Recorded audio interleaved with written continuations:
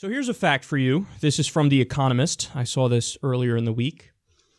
Only 9% of Americans reported confidence in Congress in 2016. 9%. That's tied for a record low. Now, I might be missing it.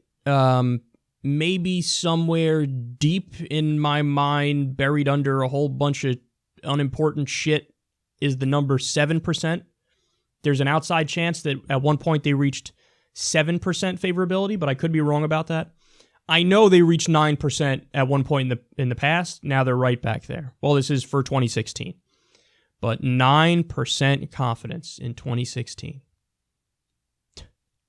You do know we have what's supposed to be a democracy, right? I just want everybody to understand something. That can't happen in a democracy. That just can't happen. You want to know why? You pick the motherfuckers. So you pick them and go, these are the guys we want. And then when you're asked, hey, do you have confidence in them?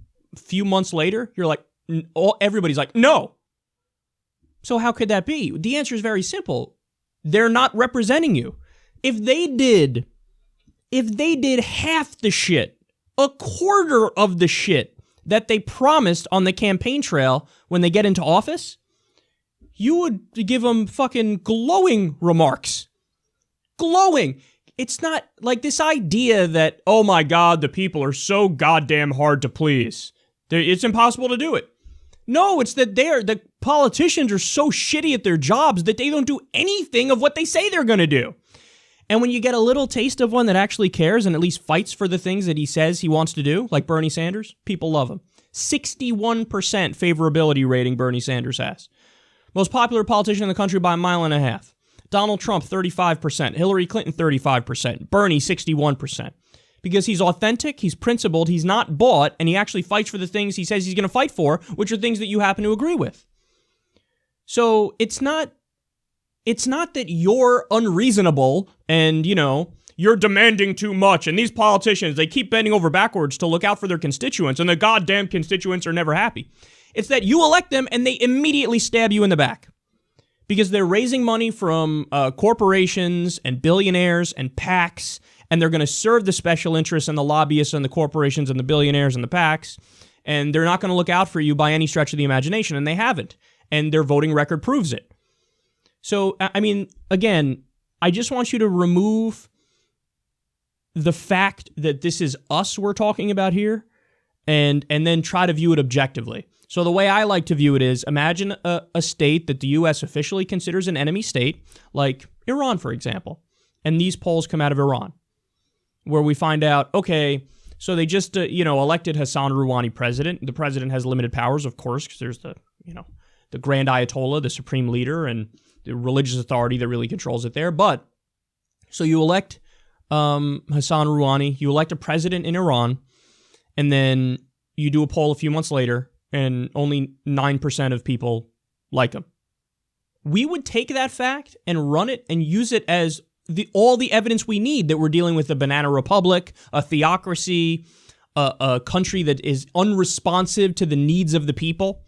But in our context, this isn't even, like, the mainstream media won't even report on this. They just fucking sweep it under the rug. Oh, well, yeah, 9% of Americans have confidence in their fucking democratically elected body. Something seems wrong here, because something is wrong here. Because as we learned from the Princeton study a few years back, we function as an oligarchy. We don't function as a democracy. If we were a democracy, there's no way you'd get that 9% confidence rating.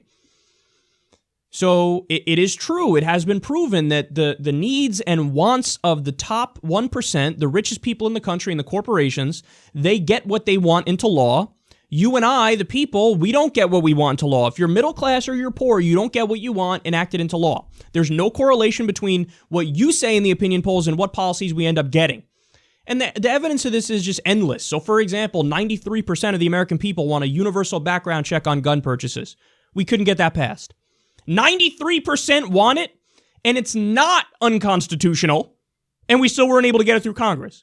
Well, there's a problem. There's a fundamentally broken system now, isn't it? 80% want a minimum wage increase. The last time we got a minimum wage increase was under George fucking Bush.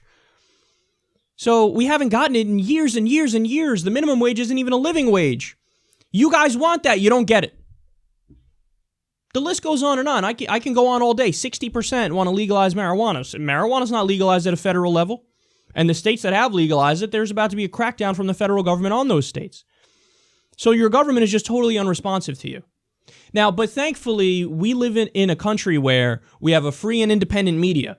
And that free and independent media holds the politicians accountable and effectively fixes this, right? I mean, that's what happens. They can fix it because they call out the politicians. They're a watchdog of the people in power, and you can force them to drag them to the right position. So what percentage of the American people have confidence in TV news? 21%. 9% have confidence in Congress. 21% have confidence in TV news. You know what that means? That's also broken. So I've never seen better evidence of Noam Chomsky's manufacturing consent, which is simply the idea that corporate media ends up reflecting the will of the establishment and the elite and the corporatocracy and the oligarchy. So you have who is mainstream media? They're giant corporations. So there's a rigid hierarchy in that structure. You have people who own the corporation, and the CEO and the executives, they hire the people who then hire the people who are going to be the on-air talent. Now, do you think they're going to pick people who are really interested in fundamental systemic reform to fix the country? No. Why? Because then that would cut into their profits and their bottom line. You're not going to hire somebody who's going to rail against your own fucking bottom line. They'd never do that. There's a basic incentive structure problem there. So what you do is you hire people who never rock the boat, will report on things that are meaningless drivel. They'll talk about Kanye West and Kim Kardashian and the horse race aspect of politics and what's this politician's hairstyle and oh my God, what was that politician wearing? And only surface covering of serious issues if they discuss it at all, and then you move along. That's where you get Don Lemon from. That's where you get Wolf Blitzer from. You get it from this kind of a system, a corporate system, where it's multiple layers of filtration, so you end up hiring people who are going to reflect the values and the will of the elite class. And that's why only 21% of people have confidence in TV news. I mean, we live in a country where half the country makes $30,000 a year or less. Has there been any discussion of that on TV? Over 70% of the country lives paycheck to paycheck. Has there been anything about that? You go find how many segments discuss the fact that, the richest 8 people or 6 people have the same amount of wealth as the bottom 50% of the world. You have 6 or 8 people with the same as 3.6 billion. They didn't just work harder. That's not a meritocracy. That's a rigged system, a worldwide rigged economic system. But that's a real scandal. They don't talk about that like it's a real scandal. Now, bring it up briefly, move along. They had one of the guys from CNBC was arguing in favor of it. He said, I think that's awesome. I think that's wonderful that we have that. So, I mean, you want to talk about fake news? Real scandals, people dying because they don't have access to basic health care. Not discussed. What do you mean? It's just part of the system. It's just built into the system. It's baked in, so you got to suck it up and move along. Well, guess what? That's why 21% of people have confidence in TV news, because they know you suck at your job. You're terrible at your job. I mean, when Trump starts bombing the Syrian government, by the way, as the Syrian government fights Al-Qaeda, so you're de facto aligning with Al-Qaeda there.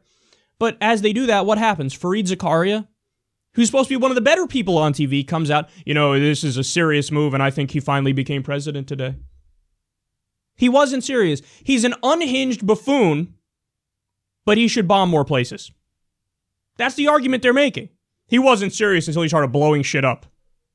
This is crazy. We live in the Twilight Zone. Brian Williams talking about the beauty of our weapons. The beauty of our weapons. I can't get over how beautiful our weapons are. These are machines of death. And we're talking about a country that didn't wage an attack against us. So you're cheering on offensive war. I mean, how sick. What a corrupt, disgusting media culture we have in this country. And then, of course, they try to defund independent media, new media, hand in hand with that as this disaster is happening throughout the country. They're trying to defund us. Jimmy Dore, Humanist Report, your favorite independent news outlets. They're trying to defund us. They cut a giant chunk off of our monetization on YouTube, and they're trying to shift the money back to corporations. And this is all you're going to get from them. Or this is all you're going to get from big media. 21% confidence in TV news. We should poll my audience. How much confidence do you have in Kyle's reporting? Because guess what? Even if you disagree with me on certain issues, or even if I happen to fuck up from time to time, which does happen, you're going to go, yeah, I still have confidence in him because I know he's trying. He's not, he has a philosophy, sure. He has opinions, sure. But those come as advertised. And on top of that, yeah, we just give you news and information and facts, and then I give you my opinion. So, I mean, it's unbelievable how the major institutions in this country are just not trusted at all anymore. And it's because they shouldn't be trusted anymore. It's not a problem with you, it's a problem with them. They would swear up and down that's not the case. The politicians would swear up and down. If you get them in an honest moment, you get a little alcohol in them, think they're in a room full of friends, catch them in an honest moment, they'll say the rabble needs to fall in line. The problem is the people. You talk to the people in the media, in mainstream media, they'll say, oh, we do a great job, but they demand too much, these people. No, you guys suck at your job, and that's why there was a giant hole in the market when it comes to media. We're filling that hole. It sounds grossly sexual here. And so we get the numbers, but of course the revenue doesn't follow because we're rocking the boat too much. So let me give you one more fact here to show you just how far we've fallen. In the 1960s, 77% of Americans trusted the government. By the way, pre-money in politics. That was right. I mean, 1960s, we're talking Civil Rights Movement, Voting Rights Act. I mean, that was a time when the government was actually responsive. Under Lyndon Johnson, the government was responsive and said, yeah, we're going to do Civil Rights Act, we're going to do the Voting Rights Act. And at the time, that was political suicide because there were conservative Democrats in the South, and Lyndon Johnson signed the Civil Rights Act and the Voting Rights Act and famously said, we're going to lose the South for a generation, meaning the Democratic Party. But he signed it anyway because it was the right thing to do. So Lyndon Johnson signs that. We had the Civil Rights Movement. We had the government actually looking out, the federal government looking out for the rights of black people in the South. They had to escort a little black girl to what was a white school, and there were people with guns protecting her. This was American history, but this was the government feeling the pressure from the people, responding to the pressure, which, by the way, again, was more possible because they didn't have money infecting the political system. The downfall really started in the late 1970s, early 1980s with various Supreme Court decisions, which made it so that money equals free speech, culminating with McCutcheon and Citizens United much later on, which really shot a dead horse. But now you have corporations run the government completely. Back then, they were at least somewhat responsive, which is why 77% of Americans in the 60s trusted the government. Today, 9%. We need fundamental systemic reform. That goes for the media, that goes for our government, and the only way to do it is for us to fight from the bottom up, because there's going to be no change coming from the top down.